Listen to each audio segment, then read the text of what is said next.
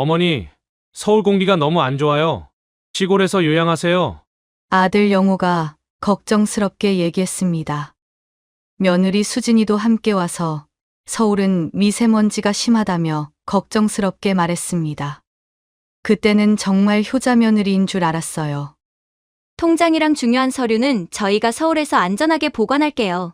시골에서 분실하면 안 되니까요. 왠지 모르게 불안한 마음이 들었지만 아들과 며느리를 믿었습니다. 하지만 시골에서 친구들을 만나면서 깨달았어요. 자식들이 재산을 노리고 일부러 외진 곳으로 보낸 경우들이 많다고 했습니다.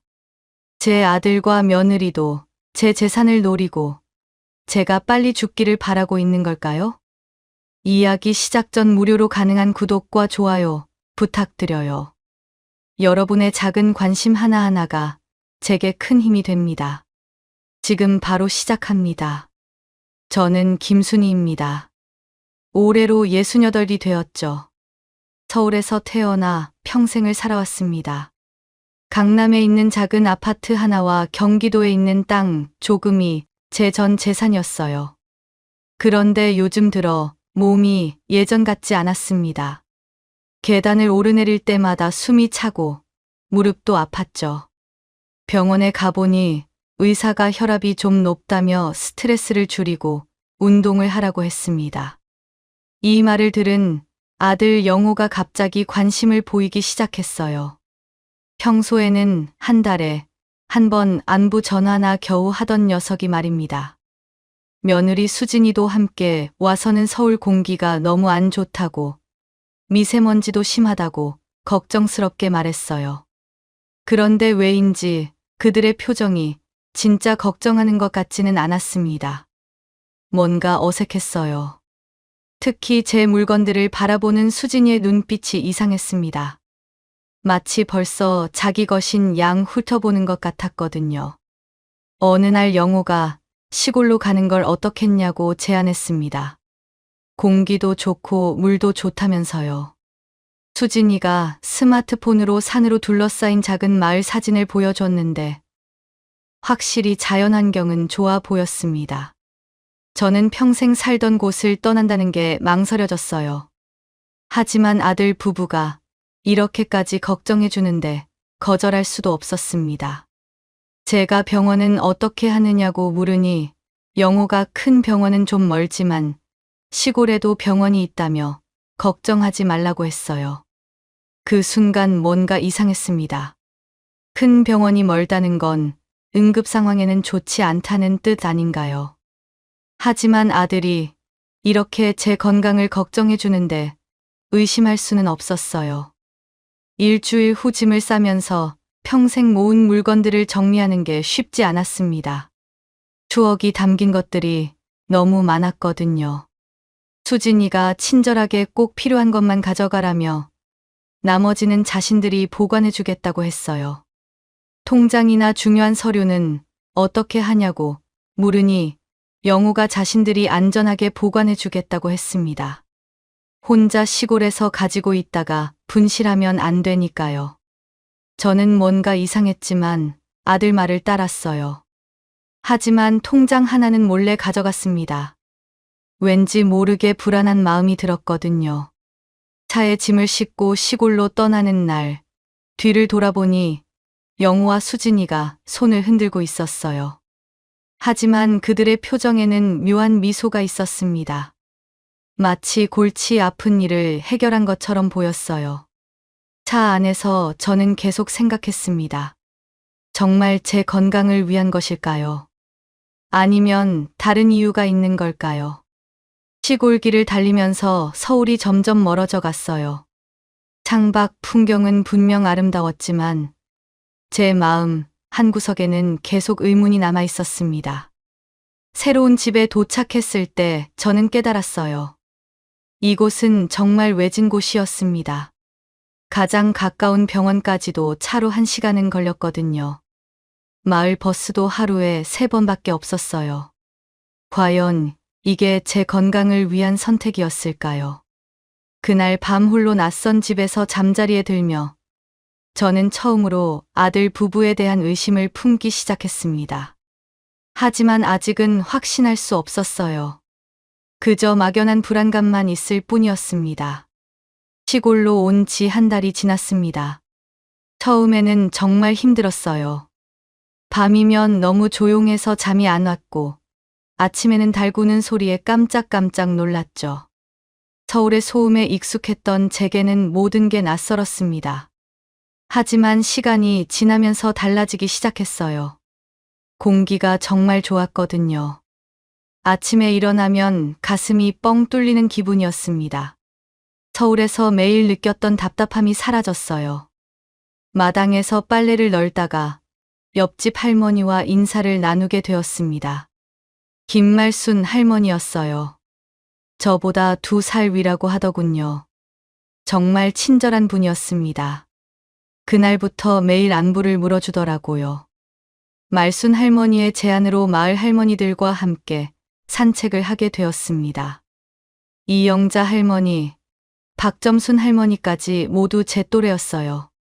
서울에서는 이웃과 이렇게 가깝게 지낸 적이 없었는데 여기서는 자연스럽게 어울리게 되었습니다. 매일 아침 할머니들과 마을 뒤 산길을 걸었어요. 처음에는 숨이 차서 힘들었는데 차츰 괜찮아졌습니다. 무릎 아픈 것도 좋아지더군요. 한 달 전만 해도 계단 오르기도 힘들었던 제가 이제는 산길을 1시간씩 걸어도 괜찮았어요. 점심시간이면 할머니들이 번갈아 가며 집에 초대해 줬습니다. 시골 음식이 얼마나 맛있던지요. 직접 기른 채소로 만든 반찬들은 서울에서 먹던 인스턴트 식품과는 차원이 달랐어요. 농약도 안 쓰고 정성껏 기른 것들이었습니다.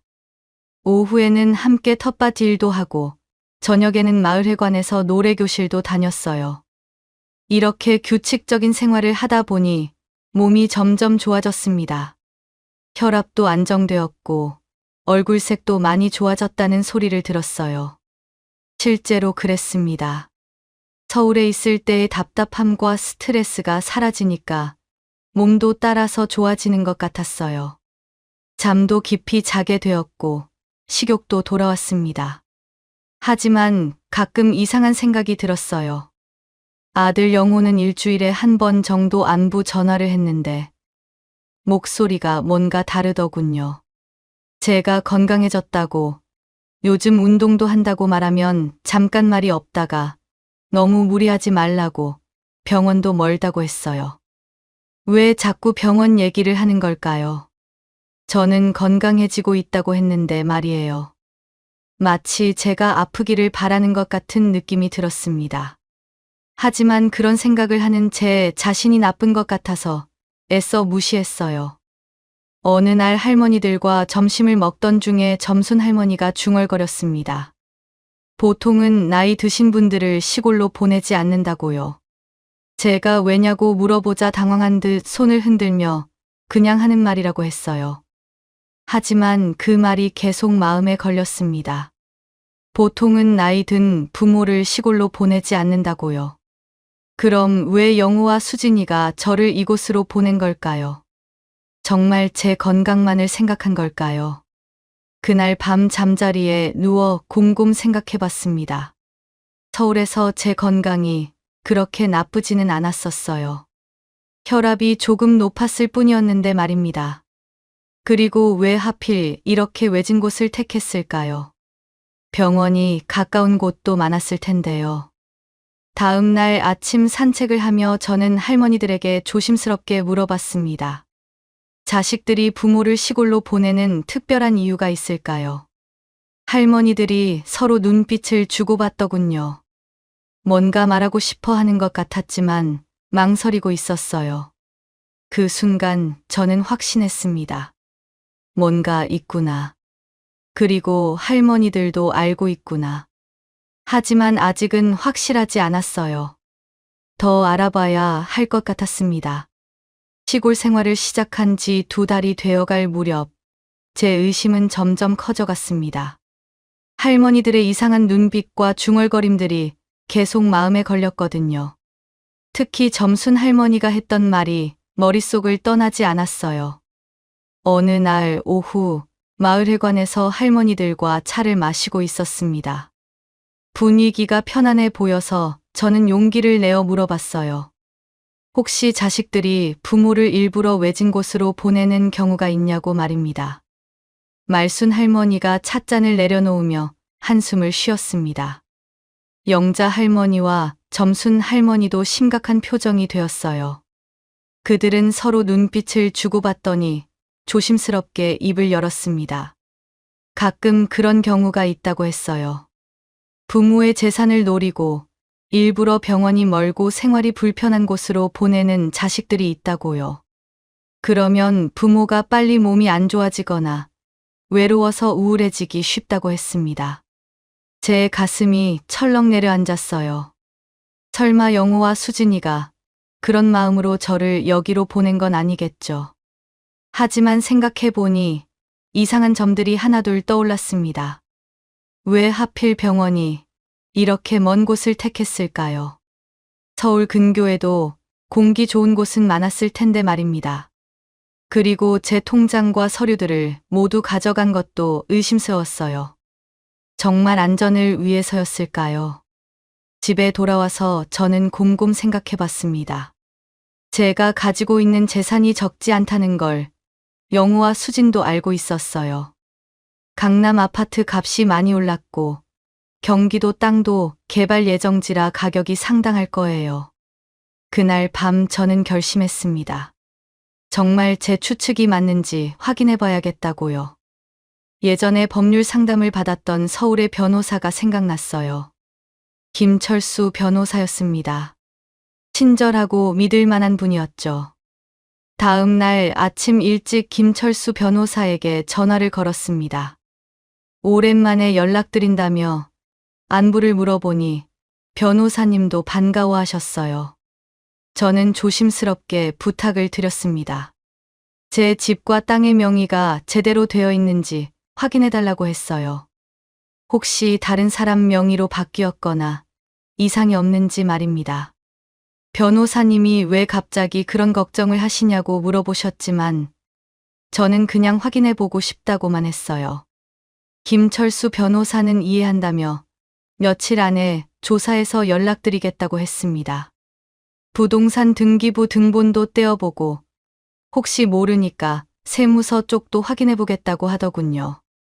전화를 끊고 나서 저는 불안한 마음으로 기다렸어요. 정말 제 추측이 맞다면 어떻게 해야 할까요? 하지만 혹시 제가 너무 의심만 하고 있는 건 아닐까 하는 생각도 들었습니다. 사흘 후 김철수 변호사에게서 전화가 왔습니다. 다행히 집과 땅의 명의는 모두 제 이름으로 되어 있다고 했어요. 아직 아무도 손을 댄 흔적은 없다고 하더군요. 그 말을 듣고 조금 안심이 되었습니다. 하지만 변호사님이 한 가지 더 말씀하셨어요. 최근에 누군가 제 부동산에 대해 문의를 했다고 합니다. 정확한 시세와 개발 계획에 대해 알아봤다고 하더군요. 혹시 아시는 분이냐고 물어보셨어요. 제 심장이 빠르게 뛰기 시작했습니다.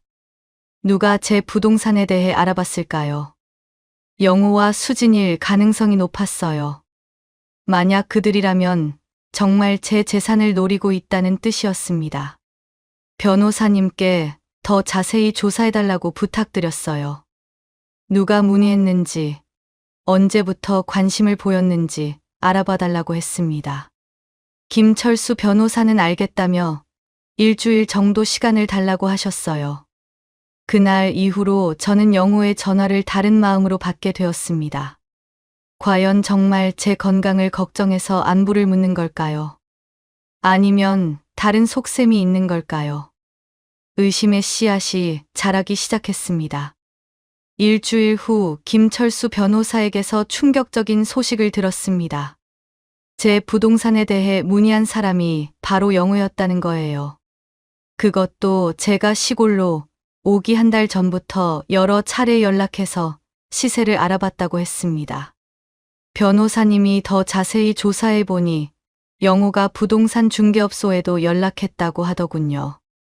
만약 매매를 한다면 어느 정도 받을 수 있는지, 개발 계획은 언제쯤 확정되는지 꼼꼼히 물어봤다고 했어요. 제 손이 떨렸습니다. 정말 제 추측이 맞았던 거예요. 영우와 수진이가 저를 시골로 보낸 진짜 이유는 제 건강을 위해서가 아니었습니다. 제 재산을 노리고 있었던 거죠. 더 충격적인 사실도 알게 되었어요. 영우가 선택한 이 시골 마을은 일부러 병원이 멀고 교통이 불편한 곳이었습니다. 제 건강이 빨리 나빠지기를 기대했던 거예요. 그래야 재산을 물려받을 수 있으니까요. 김철수 변호사는 조심하라고 당부했습니다. 이런 경우 자식들이 부모의 통장이나 서류를 가져가는 경우가 많다고 하더군요. 혹시 그런 일이 있었냐고 물어보시길래 저는 솔직하게 대답했어요. 통장과 중요한 서류들을 영우와 수진이가 보관하고 있다고 말했습니다. 변호사님이 심각한 목소리로 말씀하셨어요. 빨리 되찾아야 한다고. 자칫하면 나중에 문제가 될 수 있다고 하더군요. 전화를 끊고 나서 저는 분노가 치밀어 올랐습니다. 평생 정성껏 키운 아들이 이럴 수가 있을까요? 며느리 수진도 마찬가지였어요. 그렇게 친절한 척하면서 속으로는 제 죽음을 기다리고 있었던 거였습니다. 하지만 동시에 서글픈 마음도 들었어요. 제가 이렇게 자식을 의심해야 하는 현실이 슬펐습니다. 언제부터 영호가 이런 생각을 하게 된 걸까요? 제가 잘못 키운 걸까요? 그날 저녁 영호에게서 전화가 왔습니다. 평소와 같은 목소리로 안부를 묻더군요. 하지만 이제 저는 그 목소리 뒤에 숨은 진짜 의도를 알고 있었어요. 영호가 요즘 몸은 어떠냐고 물었습니다. 저는 일부러 기운 없는 목소리로 대답했어요. 요즘 좀 피곤하다고, 무릎도 아프다고 했습니다. 그러자 영호의 목소리에 묘한 기쁨이 섞인 것을 느꼈어요. 정말 충격적이었습니다. 제 아들이 제가 아픈 소식을 듣고 기뻐하다니요. 어떻게 이런 일이 있을 수 있을까요? 제 마음은 찢어질 것 같았습니다. 전화를 끊고 나서 저는 울었어요. 오랫동안 참았던 눈물이 쏟아졌습니다. 하지만 울고만 있을 수는 없었어요. 이제 정확히 상황을 파악했으니 대응을 해야 했습니다. 다음 날 김철수 변호사에게 다시 전화했습니다. 제 재산을 보호할 방법이 없겠냐고 물어봤어요. 변호사님이 몇 가지 방법을 제시해 주셨습니다. 일단 통장과 서류부터 되찾아야 한다고 했어요. 그리고 유언장을 작성해서 제 뜻을 명확히 해두는 게 좋겠다고 하더군요. 만약의 경우를 대비해서 말입니다. 저는 변호사님의 조언을 따르기로 했습니다. 하지만 섣불리 움직이면 영우와 수진이가 눈치챌 수 있었어요. 신중하게 계획을 세워야 했습니다. 그날 밤 저는 다짐했어요. 영우와 수진이의 계획을 그대로 두고 볼 수는 없다고요. 그들은 제가 바보인 줄 알았겠지만 이제부터는 다르게 행동할 거였습니다. 정말 통쾌한 반격을 준비해야겠어요. 영우와 수진이의 진짜 의도를 알고 난 후 저는 마음을 단단히 먹었습니다. 더 이상 순진하게 당하고만 있을 수는 없었어요. 하지만 성급하게 움직여서는 안 되었습니다. 신중하고 치밀한 계획이 필요했죠. 먼저 김철수 변호사와 자세한 상의를 했습니다. 제 재산 상황을 정확히 파악하고 앞으로 어떻게 관리할지 계획을 세웠어요. 강남 아파트의 현재 시세는 생각보다 훨씬 높았고 경기도 땅도 개발 예정지라 가치가 상당했습니다. 변호사님이 중요한 조언을 해주셨어요.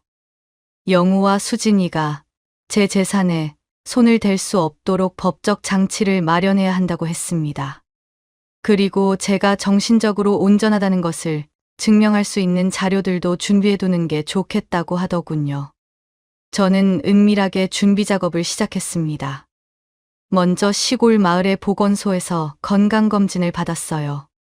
다행히 모든 수치가 정상 범위였습니다. 혈압도 서울에 있을 때보다 훨씬 좋아졌고요. 마을 할머니들에게도 조심스럽게 상황을 털어놓았습니다. 처음에는 믿지 못하겠다는 반응이었어요. 하지만 제가 자세히 설명하자 모두들 분노했습니다. 어떻게 자식이 그럴 수 있냐고 말입니다. 말순 할머니가 제일 화를 냈어요. 자신도 비슷한 경험이 있다며 저를 위로해 주었습니다. 영자 할머니와 점순 할머니도 제 편에 서서 도와주겠다고 했어요. 정말 고마웠습니다. 할머니들의 도움으로 더 많은 정보를 얻을 수 있었어요. 이 마을에 비슷한 상황으로 온 분들이 몇 분 더 계신다는 거였습니다. 자식들이 재산을 노리고 일부러 외진 곳으로 보낸 경우들이요. 그분들과 만나서 이야기를 들어보니 패턴이 비슷했어요. 건강을 핑계로 시골로 보내고 통장과 서류를 맡아주겠다고 가져가고 그러면서 부동산 시세는 몰래 알아보는 거였습니다. 저는 더욱 확신을 가지게 되었어요. 영우와 수진이의 행동이 우연이 아니라 계획적이었다는 것을요.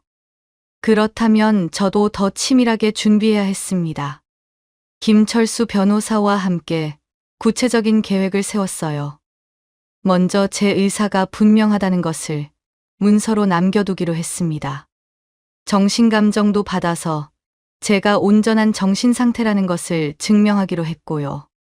그리고 가장 중요한 것은 재산 처분에 대한 제 뜻을 명확히 하는 것이었습니다. 영우와 수진이에게 물려줄 생각은 없다는 것을 법적으로 확실하게 만들어야 했어요. 변호사님이 제안한 방법 중 하나는 재산을 제가 원하는 곳에 기부하거나 정말 도움이 필요한 사람들을 위해 쓰는 것이었습니다. 영우와 수진이가 기대했던 유산은 한 푼도 남기지 않겠다고 결심했어요. 하지만 그 전에 해야 할 일이 있었습니다. 영우와 수진이가 가져간 제 통장과 서류들을 되찾는 것이었어요. 이것부터 해결해야 다른 계획도 진행할 수 있었습니다. 저는 연기를 시작했습니다. 영우에게 전화할 때마다 몸이 안 좋다고, 기운이 없다고 했어요. 병원에 가고 싶은데 너무 멀어서 힘들다고도 했습니다. 영우는 그런 제 말을 들을 때마다 기뻐하는 것 같았어요. 한 달 정도 이런 연기를 계속하자 영우와 수진이가 마을에 찾아오겠다고 했습니다. 어머니 상태를 직접 확인해 보겠다는 거였어요. 저는 속으로 웃었습니다. 드디어 제 계획을 실행할 때가 온 거였어요. 마을 할머니들과 함께 영우와 수진이를 맞을 준비를 했습니다. 제가 정말 아픈 것처럼 보이게 연기를 해야 했거든요. 하지만 동시에 통장과 서류를 되찾을 기회도 만들어야 했어요. 며칠 후 영우와 수진이가 도착했습니다. 저는 침대에 누워서 기운 없는 모습을 연기했어요. 그들이 제 모습을 보며 만족스러워하는 게 눈에 보였습니다. 정말 역겨웠지만 참았어요. 수진이가 가짜로 걱정스러운 표정을 지으며 물었습니다. 어머니, 많이 안 좋아 보이시네요. 영호도 심각한 얼굴로 고개를 끄덕였어요. 이런 상황에서 혼자 계시면 위험하다고 했습니다. 저는 이때다 싶어서 말했어요. 통장이랑 서류 좀 돌려달라고요. 혹시 모르니까 가까이 두고 싶다고 했습니다. 영호가 잠깐 당황하는 모습을 보였지만 곧 알겠다며 가져다 주겠다고 했어요. 다음 날 영호가 서류 가방을 가지고 왔습니다. 제 통장과 인감, 각종 서류들이 들어 있었어요. 저는 겉으로는 고마워하는 척했지만 속으로는 첫 번째 단계가 성공했다고 생각했습니다. 영우와 수진이가 돌아간 후 저는 즉시 김철수 변호사에게 연락했어요. 통장과 서류를 되찾았다고 보고하니 변호사님도 다행이라고 하더군요. 이제 본격적인 작업에 들어갈 수 있다고 했습니다. 그날 밤 저는 새로운 계획을 세웠어요. 영우와 수진이가 상상도 못할 반격을 준비하기로 했습니다. 그들이 제 죽음을 기다리고 있다면 저는 오히려 더 건강해져서 오래오래 살아보겠다고 다짐했어요. 통장과 서류를 되찾은 저는 김철수 변호사와 함께 본격적인 작업에 들어갔습니다. 가장 먼저 한 일은 유언장을 새로 작성하는 것이었어요. 영우와 수진이에게 한 푼도 물려주지 않겠다는 내용으로 말입니다. 변호사님이 법적으로 확실하게 해주셨어요. 제가 정신적으로 온전한 상태에서 스스로 결정했다는 것을 명확히 했습니다.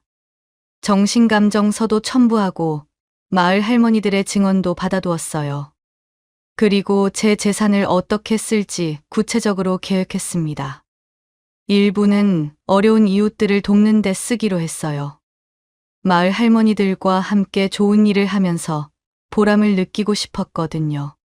또 일부는 제 자신을 위해 쓰기로 했습니다. 평생 아끼면서 살았는데 이제는 제가 하고 싶었던 일들을 해보려고 했어요.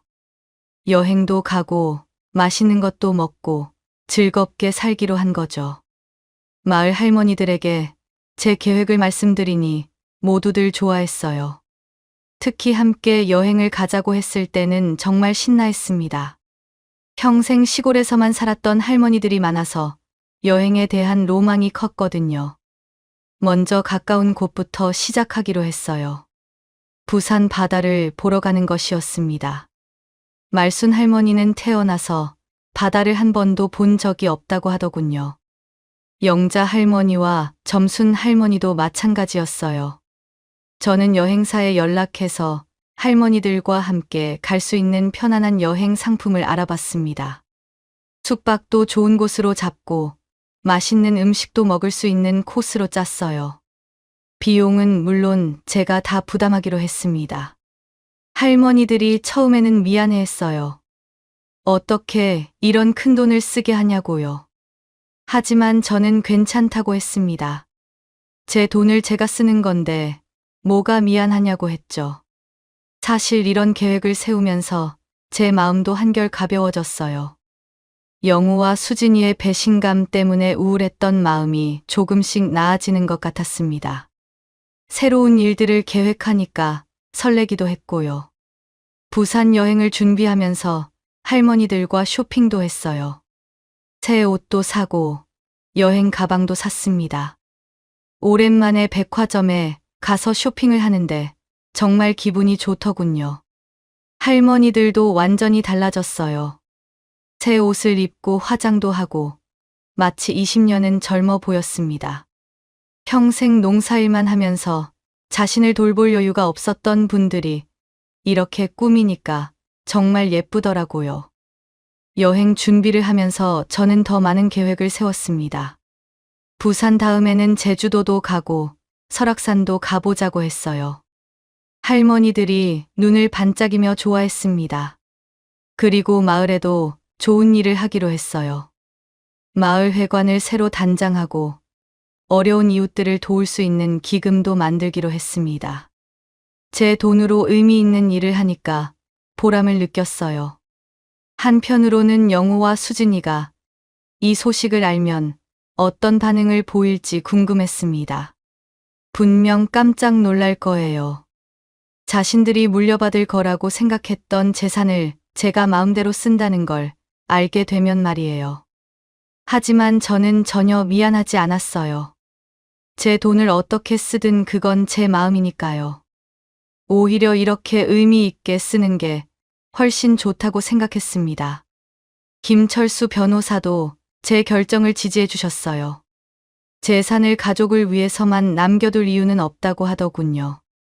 특히 가족이 배신했을 때는 더욱 그렇다고 했습니다. 그날 밤 저는 정말 오랜만에 편안하게 잠들었어요. 앞으로의 계획들을 생각하니 가슴이 두근거렸습니다. 영우와 수진이는 제 죽음을 기다리고 있지만 저는 오히려 새로운 인생을 시작하는 기분이었어요. 부산 여행에서 돌아온 지 일주일 후 예상했던 일이 벌어졌습니다. 영우에게서 급하게 전화가 온 거예요. 목소리가 평소와 많이 달랐습니다. 당황하고 화가 난 목소리였어요. 영우가 다짜고짜 물었습니다. 어머니가 여행을 다녀왔다는 게 사실이냐고요. 그리고 큰 돈을 썼다는 것도 사실이냐고 했습니다.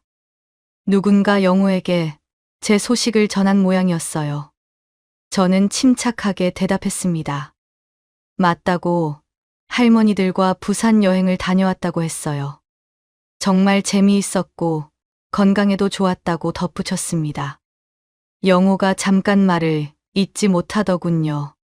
수진이가 전화를 바꿔받았어요.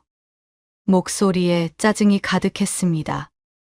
어머니가 왜 미리 말씀 안 해주시고 그런 큰돈을 쓰셨냐고 따졌어요. 건강이 안 좋으시다면서 여행은 왜 가시냐고 했습니다. 저는 속으로 웃었어요. 제가 건강해지는 게 그렇게 싫은 모양이더군요. 하지만 겉으로는 담담하게 대답했습니다.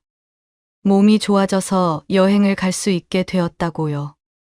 영호가 다시 전화를 받더니 심각한 목소리로 말했습니다. 내일 당장 마을로 내려가겠다고 했어요. 어머니와 직접 얘기해야겠다고 하더군요. 저는 좋다고 했습니다. 마침 할 얘기도 있었거든요. 다음 날 영우와 수진이가 도착했습니다. 얼굴이 잔뜩 굳어 있더군요. 저는 일부러 건강해 보이게 옷도 새로 입고 화장도 했어요. 그들이 제 모습을 보고 당황하는 게 보였습니다. 수진이가 먼저 입을 열었어요. 어머니가 많이 좋아 보이신다며 지난번에는 많이 아파 보이셨는데 어떻게 이렇게 좋아지셨냐고 했습니다. 목소리에는 기쁨보다는 의아함이 담겨 있었어요. 저는 시골 공기가 좋아서 건강이 회복되었다고 말했습니다. 할머니들과 함께 운동도 하고 좋은 음식도 먹어서 몸이 좋아졌다고 했어요. 영호의 얼굴이 점점 어두워지더군요. 영호가 본격적으로 따지기 시작했습니다. 여행 비용이 얼마나 들었는지, 앞으로도 계속 이런 식으로 돈을 쓸 건지 물어봤어요. 어머니, 재산을 함부로 쓰시면 나중에 문제가 될 수 있다고 했습니다. 그 순간 저는 확신했어요. 영우와 수진이가 정말 제 재산만 노리고 있다는 것을요. 제가 건강해지고 행복해하는 것보다 돈을 아끼는 게 더 중요한 거였습니다. 저는 차분하게 말했습니다. 제 돈을 어떻게 쓰든 그건 제 마음이라고요. 그리고 앞으로도 제가 하고 싶은 일들을 할 거라고 했습니다. 영우와 수진이의 표정이 일그러졌어요. 수진이가 목소리를 높였습니다. 그러면 나중에 저희한테 물려줄 재산은 어떻게 되는 거냐고 물었어요.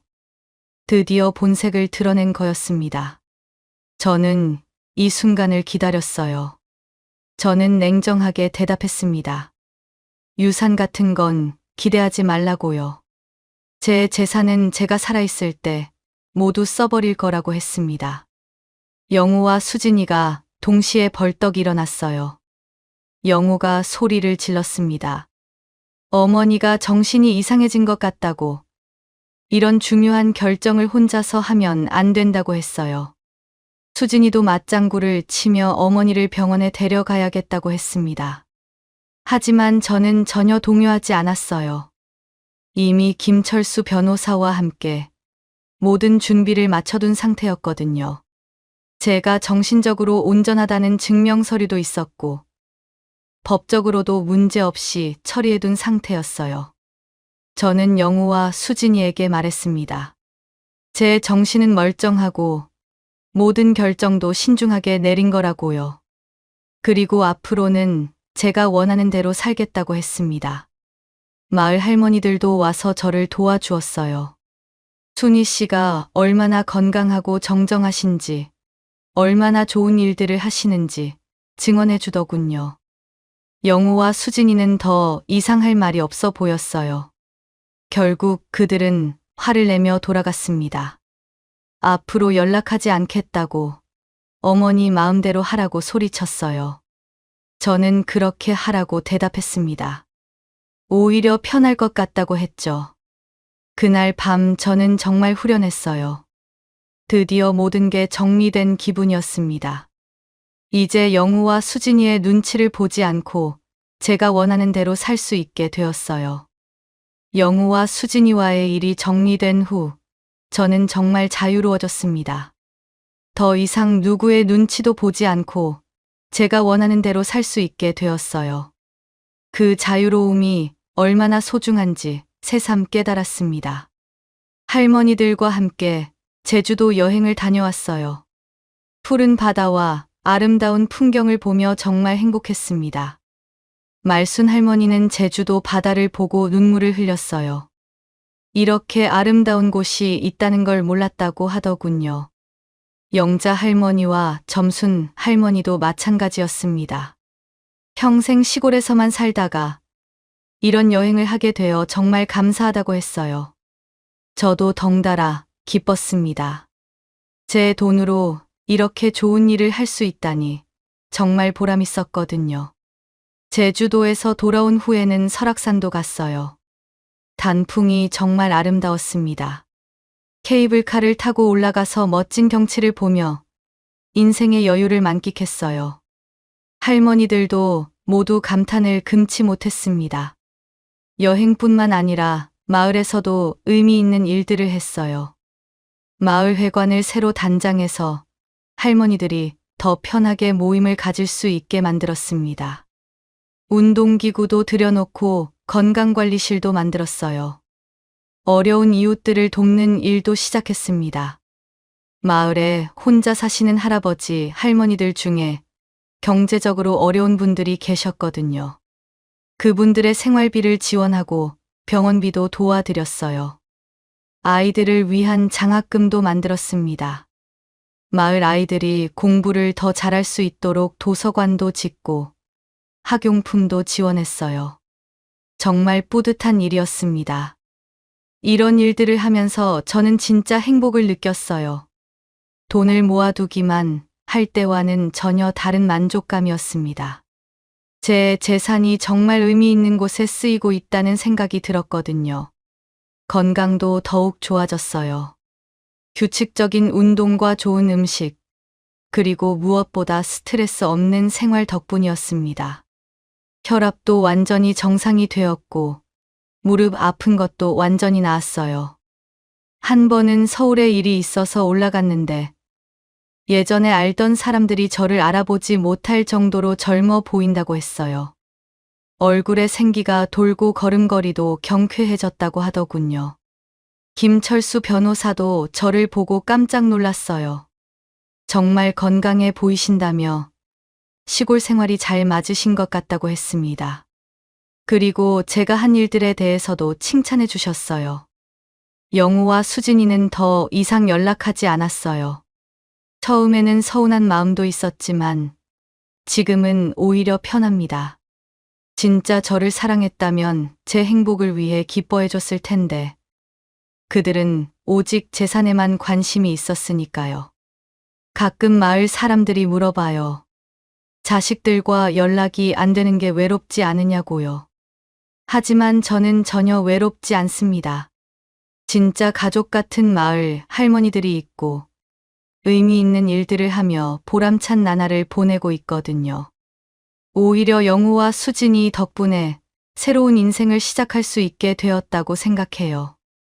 만약 그들이 저를 시골로 보내지 않았다면 이런 좋은 친구들을 만날 수도 없었을 테고 이렇게 자유롭게 살 수도 없었을 거예요.